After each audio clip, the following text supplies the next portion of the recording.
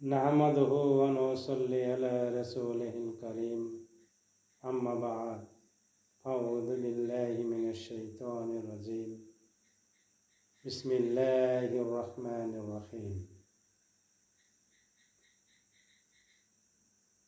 আমি আপনাদেরকে শোনাবো একটা হাদিস।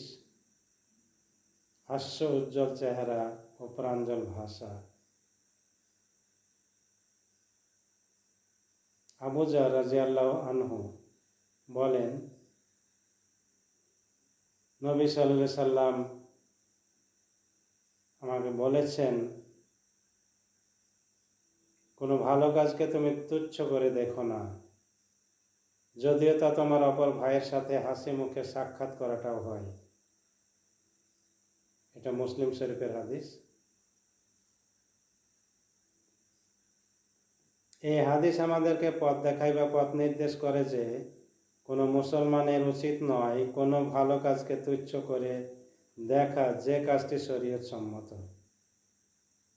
এবং একজন ব্যক্তি তার বন্ধু বান্ধবদের সাথে সাক্ষাৎ করবে হাস্যোজ্জ্বল চেহারায়, কেননা মানুষের বাহ্যিক অবস্থা প্রমাণ করে তার ভিতরের অবস্থাকে।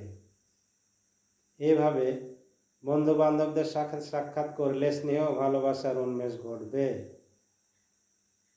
এই হাদিস হতে শিক্ষণীয় বিষয় কি কি? 1. কোনো ভালো কাজকে তুচ্ছ করে না দেখা, যদিও তা অতি নগণ্য হোক না কেন।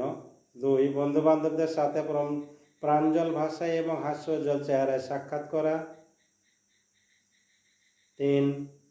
মুসলমানদের মধ্যে একতা ভ্রাতৃত্ব ও সৃষ্টির জন্য উৎসাহ দান করা ও অনুপ্রাণিত করা।